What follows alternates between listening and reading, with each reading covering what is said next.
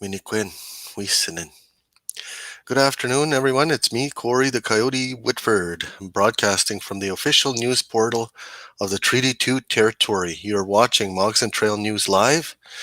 Today is Friday, January the 15th, 2021. Welcome to Circle Talks. It's a place where we have interviews with our leaders, keepers, and guests regarding our seven circles. Welcome to the program, Nito and Idug, Dinema and Idug. Today we'll be talking about the seven circles and we may have an interview. I'm not sure at the moment, but if we do have an interview coming in, we'll gladly welcome and start to find out more about the work that's taking place in the seven circles in Treaty 2 territory. Once again, I want to thank you for joining us here today. And it's our voice, it's our time. Thank you. Come on into the program. Welcome. What I would like to do, what I'd like to do for you is make a visit to the Treaty 2 territory Facebook page, and then make a visit to Microsoft Teams. Excuse me. Our government uses Microsoft Teams, and wenda naman all the latest information and all the updates as much as I can gather. And so let's get on with the program. It's our voice, it's our time. Circle Talks is brought to you by the First Nations and Treaty 2 territory and the governing councils. It's with their funding and with their support uh, is what makes Mogs and Trail News Live possible for you, the viewer, the audience. And I want to welcome you to this platform, mogsandtrailnewslive.com, an integral part of Treaty 2 Territory's communication strategy right here on Central Turtle Island. I'd like to welcome you to the cultural cradle of Canada. Historically, the Chippewa and the Cree of the territory entered into Treaty Number 2 on August 21st, 1871 at Manitoba House. And as a result of meeting with the representatives from Rupert's Land, along with representatives of the Queen of England and Ireland, a treaty was made between our Anishinaabe, Shigo, the Queen, the Crown. The original purpose of this treaty was to protect the territory, to open it up to settlement and immigration, and then to obtain consent from us. Our ancestors gave consent so that they could inhabit this land, and so they made a treaty with us and all the arrangements that flows from there, so that there may be peace and goodwill, and to be compensated for the land taken.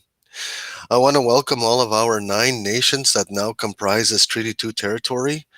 The Ebb and Flow Nation, Gambler, Kisikuinen, Lake Manitoba, Lake St. Martin, Little Saskatchewan, Ochichakosipi, Penemotang, Skaunan, Chigo, Tutanawazibing. Our voice and our time. Let's turn our attention now to one of the tabs open on the top of the screen. I want to take a look at the Treaty 2 Territory Facebook page in case you haven't had a chance to look at it yet. Several updates have been made, and we made earlier on our broadcast, the 8 a.m. program, Coffee with the Knowledge Keepers. I followed up on all the 7 posts that have been made so far to review them. Condolences to the family of Desmond Shingus. Tutanawazibing, and respect to Chief Barry McKay of Tutanawazibing for acknowledging Desmond in his passing with his kindness and his compassion for Mr. Desmond Shingus. As well, there were more posts that were made on the Treaty 2 Territory fan page, including funding that's now available for Canada Summer Jobs. The link is provided in there. As well, updates from Ebb and Flow Health Center showing us how they are engaging Ebb and Flow elders to take vaccinations. As well, Lake St. Martin provided an update on the latest COVID indicators. And we did a youth spotlight this morning on Hayden Laquette, number 19 defense for making the Manitoba AAA under 18 hockey league. Now joins the Parkland Rangers. As well, we turned our focus to the the resolutions that helped to create the Seven Circles and started this entire initiative, this entire project, and this entire goal of establishing administration and operations for all of our government in the First Nations and Treaty 2 territory. And then we got to see another update from Pinemutang Health Center as well. They are showing updates on the elders getting vaccinated against COVID-19. And that takes it up to there. Nothing new has been posted just yet on the Treaty 2 Territory Facebook page. We'll keep monitoring it and give you updates as they occur. Now I'd like to turn your attention to the Microsoft Teams. I'd like to learn the stream button on the bottom and how to use it so that I can share with you. Starting from this morning, we had updates from Lakes. We had our staff, our keepers, providing updates, each one individually, and sending good morning greetings. And it's one of the first updates came from Diana Murphy, giving us an update on Lake Manitoba First Nations COVID pandemic indicators. Following that, we had Chantel Barker, John Miswagon, and Scott Linksleg say good morning. Karen Kijik said good morning as well. And then it was around at 9:21 this morning when Diana Murphy posted a tragic loss, a huge loss, a pivotal moment in time. At 9:20 this morning, we were updated and made aware that Norman Travers Sr. has passed. May you rest in peace. With great sadness, I read, we share the passing of one of our own, a visionary leader and former chief of Lake St. Martin First Nation. Norman Travers Sr.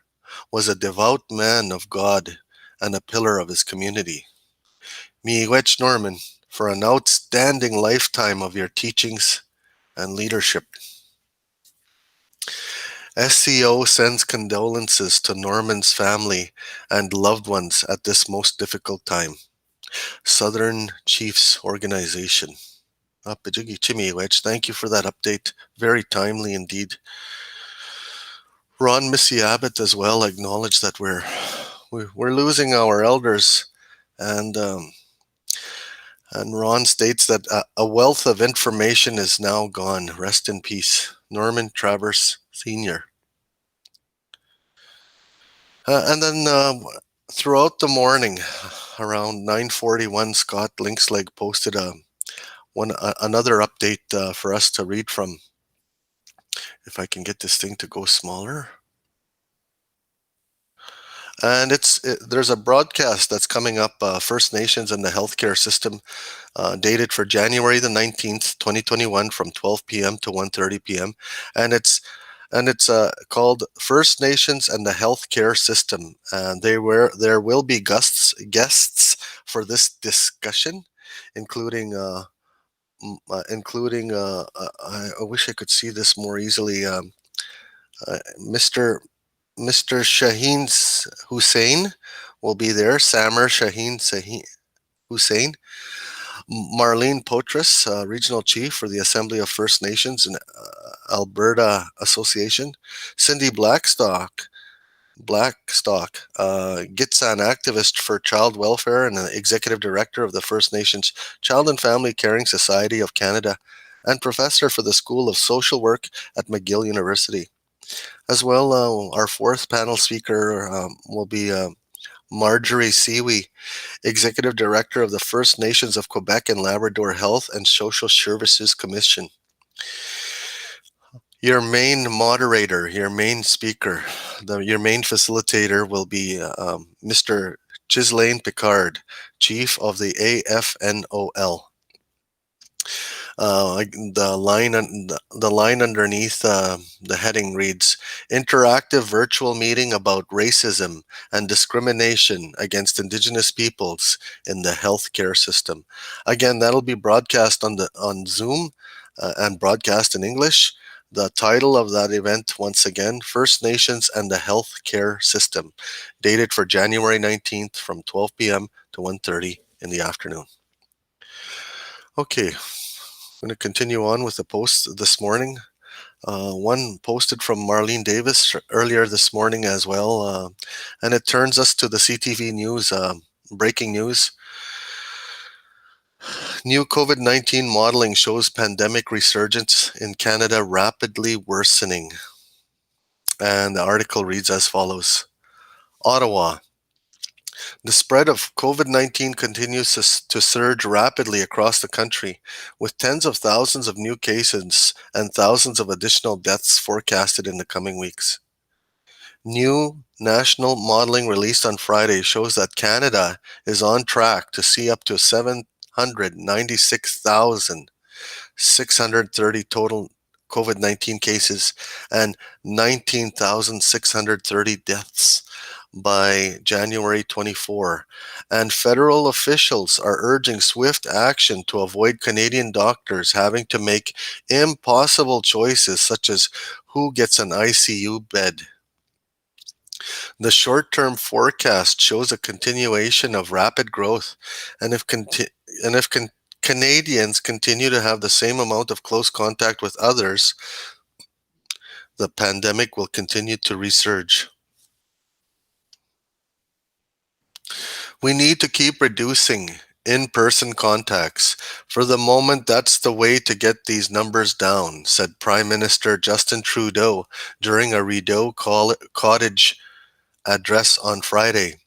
We've seen the kinds of impossible choices hospitals in other countries had to face when they become overwhelmed, deciding who gets an ICU bed and who doesn't. Well, that's not where we want to be. So please keep following public health guidelines and stay safe, Trudeau said. Unless the extent and severity of restrictions are further intensified, Canada will not be able to suppress the current rate of spread, warned Chief Public Health Officer Dr. Theresa Tam on Friday. We have yet to see the kind of widespread and sustained declines in daily case counts that would indicate we're bringing the pandemic under control nationally. While the pandemic situation is not uniform across the country, overall there have been a steady increase in hospitalizations in provinces with high infection rates since October, with an average of more than 4,700 people being treated in hospital on any given day, with 875 in ICUs. Once someone is hospitalized with COVID 19, they tend to stay around 16 days, though it's often longer for those with severe illness. This has strained the capacity of Canada's healthcare system and has exhausted healthcare workers, Tam said. In most of the country, there is now widespread community transmission and a growing number of outbreaks in long-term care facilities and other high-risk settings like correctional facilities and shelters. Trudeau said that the increase in outbreaks in long-term care homes is tragic, and Canada's elderly and most vulnerable deserve better. COVID 19 deaths are also steadily rising, and the daily death totals may soon exceed the levels seen during the first peak of the virus last spring. The daily case counts have already far exceeded the peak of the first wave. Seniors continue to represent the highest percentage of COVID 19 deaths, though to date, 70 deaths have been reported in adults 20 to 39 years of age. In an interview on CTV News Channel speaking about the severity of the virus in Ontario, which is now under a province-wide stay-at-home order, infection disease expert Dr. Abdu Shakawi said that we're in serious trouble. That's a lot of people lost. That's a lot of families that will never be together again, he said. citing the 100 deaths reported in the province on Friday. There's a lot of work to be done here. There's still a lot of stress going on in our ICUs, in our emergency rooms, and it's not tenable. So we've got a lot more work to do to drive those numbers down, said Sharkawi. Quick, strong action needed. The Public Health Agency of Canada is calling for quick, strong, and sustained measures to interrupt the current growth trajectory this country is currently charting. Asked if new COVID-19 variants are being included in these modeling figures, Tam said no, but separate modeling is being done on various scenarios depending on the outgoing proliferation of new, more transmissible strains being detected. The last time national modeling was presented a month ago, the forecast was that Canada was on a rapid growth trajectory and was not at all flattening the curve of the second wave of cases in this country. Friday's modeling shows the virus's spread is still on this rapid growth path. While some provinces had started to show a downward trajectory at the end of December, new cases rose again after the holidays. Health officials said this was likely due to people having more contacts around Christmas and other celebrations, but also likely because people held off from getting tested until early in the new year. During the final modeling presentation of 2020, Canada's Canada's top public health officials expressed hope that the then recent introduction of more stringent measures in some provinces would make an impact in reducing transmission over the next few weeks. However, Friday's modeling shows Canada continues to see a sharp increase in daily COVID-19 cases since December. We need to flatten the curve once again, Tam said. Vaccine won't be enough.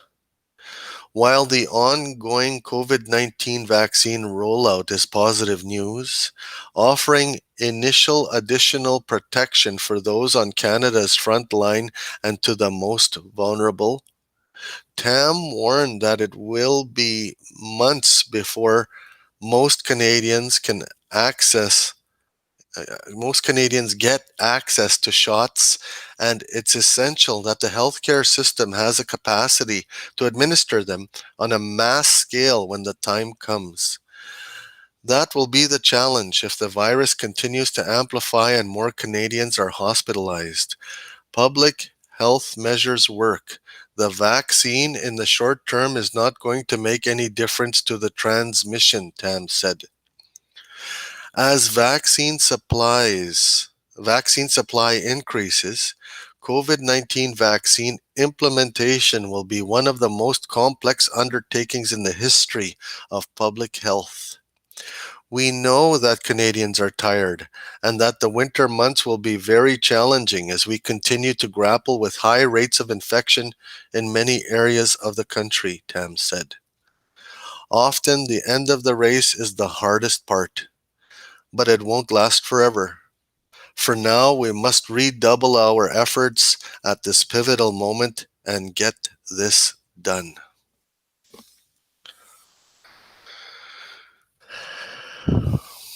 There you have it. Good afternoon, Fern. Good afternoon. Nice to see you, Fern. Menan. And Jason, thank you. Welcome back. Yeah, our voice, our time. Definitely a time for us to make a difference in the year 2021. Our 7 circles are being modeled every day, where we have co-keepers in every circle doing their work each and every day and every hour. So I want to thank you both for tuning in today to get a live a live feed of Mogs and Trail News Live. And want to thank you for tuning into our Circle Talks for January the 15th, 2021.